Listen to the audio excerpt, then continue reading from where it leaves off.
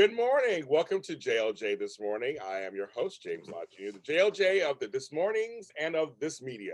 That's me. Yes, it is. While you're here, subscribe, comment, like. Let me know what you think. Tell me how your morning's going and see what's going on if we're making a difference for you. As we're here for optimism, positivity, and encouragement. As we're here 5 days a week doing this here on YouTube or on any stream platform service, audio platform you can go. I mean, that's like iHeartRadio, Spotify, Google, Apple. We're everywhere you need us to be. That's right, kids. And I'm bringing back another guest of mine who I just love so much. She's been on before. We've interviewed several times. We're friends. We talk. She is the CEO of the Optimist Daily, optimistdailyupdate.com, optimistdaily.com. The Optimist Daily Update is her 5-day-a-week podcast with her co-CEO. And she has strategic growth is what she likes, and she loves positivity. And she's a mother. We're going to talk about that, how you can be a mother, also run a company, also stay positive and realistic. And that's why I'm so happy, because she's very real. That's why I like talking to her. And I love her name, Miss Summers McKay. Oh, James, thank you. You know, I got super lucky with my name. When I was adopted. And when you're adopted, at the time that I was adopted in, 1978, showing my age, the organization gave parents a book, and it was called The Chosen Baby, right? So that they would be able to read it to their children to help explain the adoption process and just kind of a lovely little story about how adoption happens. But when I was a little kid, I wanted to know where the Chosen Parents book was, because I was so certain that I chose my parents. Now, I knew I had, the woman who gave birth to me is an extraordinary woman, and we have been in touch, but she was not able to care for me. She was quite young when I was born. And I felt on some cosmic spiritual level that I looked down at, from high above, and I looked down at my mom and dad, and I said, I want those two people to be my parents. And in particular, because I knew what my name would be. My name is my grandmother's maiden name. And my older brother also had my other grandmother's maiden name. So my older brother was named Brennan. He unfortunately passed away about 20 years ago, but I knew that my name would be Summers. So I always kind of joke that I chose my parents because I wanted the name, because I knew that it would be this like great, unique name. And it would also really set the tone for my personality kind of for the rest of my life. So I chose my parents and I chose my name, and I sure like it. Well, yeah, but here's the thing, though. Some people believe you choose your parents, whether you're adopted or not. Some people believe you choose your parents. Even though they would say all things you go through in your life, it doesn't matter. That's supposed to happen for you to make you that person later. So I kind of believe that too.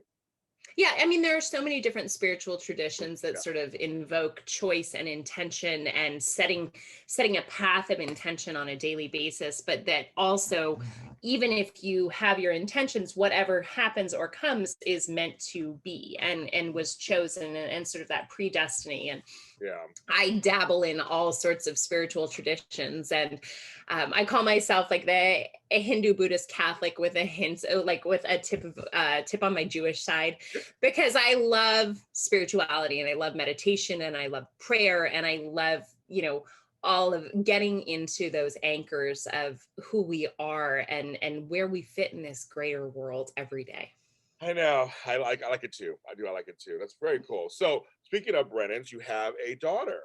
I do. Named Brennan. So you named her after your brother, your late brother. I did. Yeah. So I named her after my late brother. I also named her after my late grandmother, because her name was Winnie Brennan. And my grandmother, Winnie Brennan, was this amazing woman, mom of 6, Irish Catholic. Once her 6th was a couple years old, she looked around Pasadena and told her husband, who at the time was a chief architect for the city of Los Angeles, that she was going to go work at this new place they called JPL. And she went and was basically the head of administrative services at Jet Propulsion Laboratory for the duration of her career. And when she finally retired, it was, it was like a big deal. It was in the local newspaper, and JPL honored her. And so Winnie Brennan and then my big brother Brennan are two very meaningful mentors in my life, and my little girl Brennan has their sparkle. So we're gonna talk about that. Her sparkle, but also she's a baby. The baby kid. Exactly. She's a Yes, baby. let's be clear. She is 19 months old, or like 19 and a half months old. So she's got a lot of sparkle, but Yes. whoa, I had no idea. I'm sure. So we're going to talk about this morning. We're going to talk about kind of morning, because the morning is also one of the most important times of the day, obviously. Yeah. It can be the most chaotic time of day. In my organizing world, we talk about the morning stuff for the, when you organize your day. Your day can be ruined or wonderful compared to what your morning is. The things you got to do. So we're talking about just morning rituals, what she goes through. So moms out there, working moms out there, mompreneurs, all the words you want to use. We're gonna find out what she does in the morning, and maybe a little bit what I do too. But we're gonna see what she does in the morning to kind of keep things afloat, because we know it's not easy. So overall, Right. I mean, so how did you come up with some of the things that we're gonna talk about? Well, I used to have just a very beautiful morning practice of getting up with the sunrise and playing my bell and lighting incense and meditating. And, I mean, it was just, I was so committed to this like very rigorous hour and a half experience of setting my intentions and journaling. And then, as anyone knows who's had a baby, that's just like, that is just out the window, right? It's not going to happen. No. But what I have gotten to, and I want to encourage very new moms, give yourself a break, because you can't do it when you're new at it.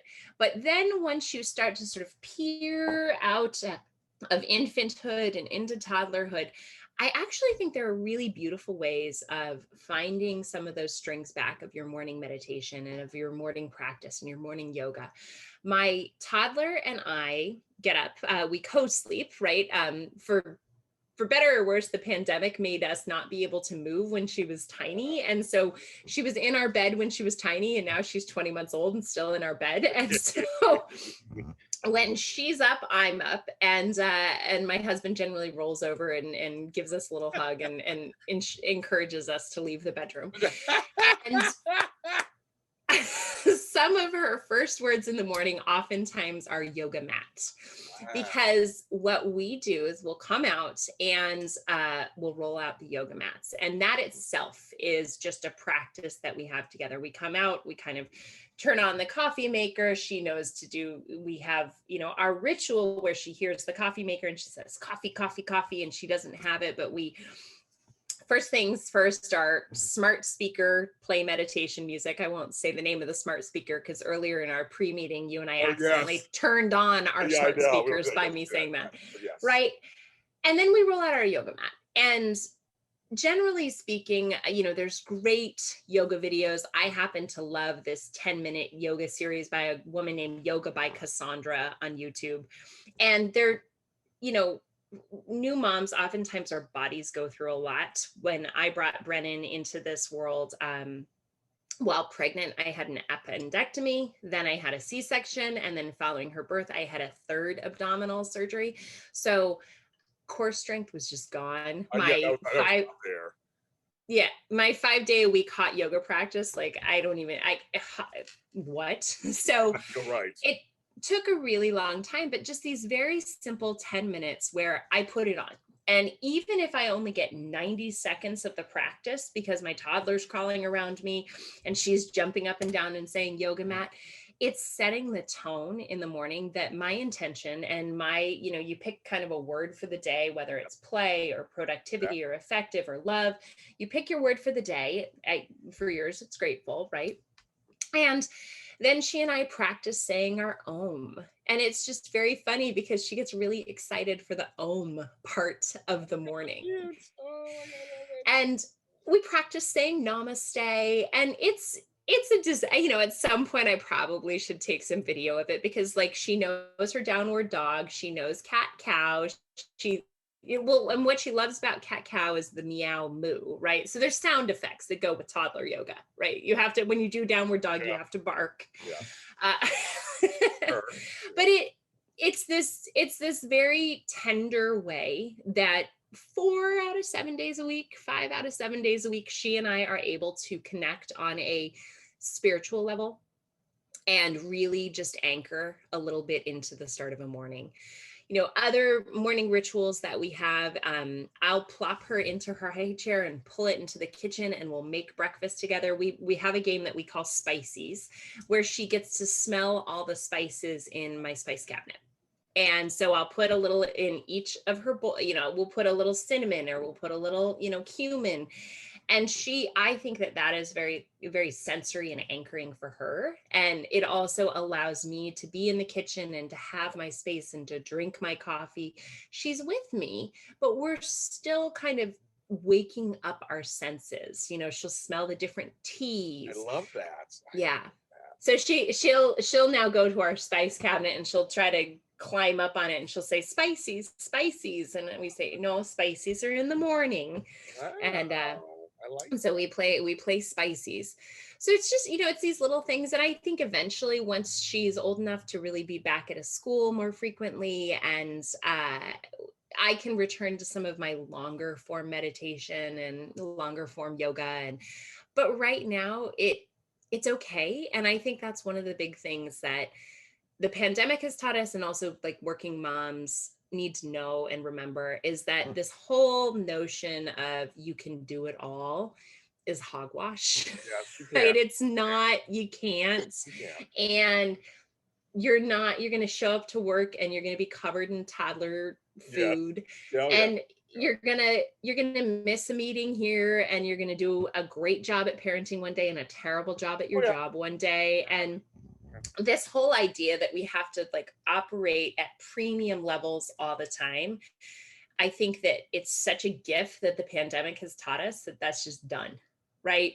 You can't be perfect all the time. And motherhood is not perfect, and running a startup is not perfect. You are meant to continually try again. True, very true. But let's stop for a second. The one thing they're showing us is that instead of just giving up and going, well, if I can't meditate the way I want to, that's it.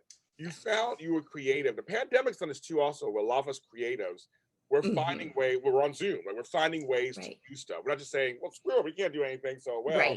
You actually said, okay, I'm gonna find a way to still be with my daughter, still get a piece of my routine in, and at some point I'll get back to where I was, but I'm not just giving it up completely. Right. I love it. Right. Well, and I think that it is being willing to be gentle with yourself, that what you could do in the past is not what you will do in the future. And that doesn't mean that it doesn't serve you beautifully at that time.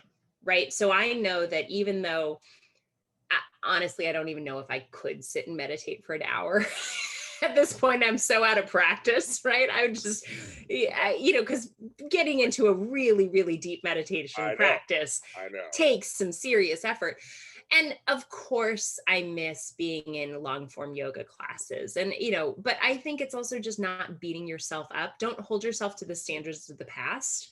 Create new standards for where you are in your life. And for some moms, like this whole idea of rolling out yoga mats with your child might sound the most preposterous thing, but maybe it is like simply putting your child in their high chair, you making yourself a cup of tea and letting them smell the tea bag, right? That could be the meditation that you need in the morning. And think of a word while you're doing it that sets your tone for the day. It can be these teeny tiny moments of intention that help us stay sane. And postpartum depression is so huge. I actually struggled with depression during my pregnancy, due in large part because I had surgery while pregnant. There was a reaction to the anesthesia because of a old head injury, and my own emotions really were tanking during my pregnancy. And it's certainly in the news lately that people are talking more readily about postpartum depression, maternal depression, the idea of feeling like the world would be better if you aren't here, or your baby would be better if you aren't here. That's very, very real. And moms who experience it, you are not alone. And we do have to find these very tiny moments of self-centering and intention to like get us back on track, because maternal depression is a very real, very, very eclipsing, very sad thing. Well, you have to feed yourself. It's almost that whole adage. You're on a plane, they tell you The oxygen mask come down, you Yep. put yours on first. People Yep. don't get why you do that. It's like, because you won't be, if you're not alive, you can't help your child that's sitting next to you. People think child, I get you think child Exactly. first, but actually it's you. So in this sense, you're still feeding yourself, whether it's small bites Yep. or large ones, so you can be good to your child. I just feel like when you said that, it made me think of that. Yeah. Well, and I call it lifeguard rules, right? I'm a swimmer, I'm an ocean girl. So it's lifeguard rules. You have to be safe and cared for in order to be safe, to safely care for someone. You must be safe and cared for in order to safely care for someone. It's that simple. So what can you do to care for yourself? Now, how do you get to eat and stuff too? Like, are you feeding her and feeding you at the same time? And well, so I feed Brennan what we eat, right? Relatively quickly when she started eating, we started giving her just the same foods that we eat. I made all of her food just because if I was going to steam beets, I'll eat them chopped up and she can eat them pureed, right? Yeah. So like this morning in particular, while we were playing Spicies, we made chia oatmeal. So I took raisins and I soaked them in the hot water with chia seeds, and then I made fresh oatmeal and I poured the chia seeds and the oatmeal together and we stirred it up, and then she got to pick the cinnamon, right? She put how much cinnamon in it was, and then I ate half a bowl of it, and then she smashed the other half all over her face. And so they do. I think one of the most important time-saving things as a mom that you can do is like eat what your child eats, right? And that's also a really good health tip, right? Because you want to give your child super healthy food. So whether it's that we'll do like sauteed broccoli and cauliflower with, lentil pasta with turkey, because I eat a lot of meat-free stuff, but we do have Brennan eat meat, and so we'll do turkey meatballs, and so eat what your kid eats. And make sure you're both eating healthy. Yeah. And then you've just like saved time. Yeah. And also I think it's good for a child's palate to have them eat lots of different spices and whatnot, because they get introduced to it early. It's a sensory, and then you're not just like eating gross baby food. Yes, I agree with that. And I'll tell you, and I tell you, it's almost the same thing of not so much a pandemic, when we used to take my daughters, we travel with them, take them to the store, take them here. They, to this day, they're great travelers. It's almost like you train them young. Yeah. Food, travel, take them around people.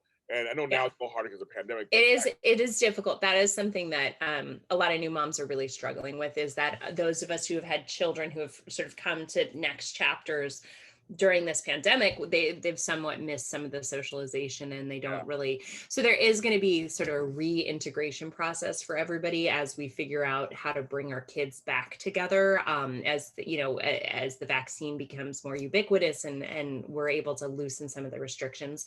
So that's going to be tricky. And I think you and I will have another conversation on gentle reintroduction of toddlers who have no idea how to interact with one another. Oh, it's so interesting. It'd be so interesting. They really are missing out right now. It's just so. Yeah. I feel bad for the kids. I feel bad for the kids because it's social. I would say that the pandemic has been devastating to so many people, but there are certain gifts. And for us, a year ago today, literally March 10th, a year ago today was the last day. Oh, this is evergreen, but whatever. For us right now, at this moment, a year ago today, March 10th was the last day Brennan was in school, right? And the way that we functioned in our lives, it used to be that I would get up and I would drive her to school and I would pump on the way and I would pump my milk and I'd drop her off and I'd CEO and then I'd pick her up. And there was this separation between mothering and working.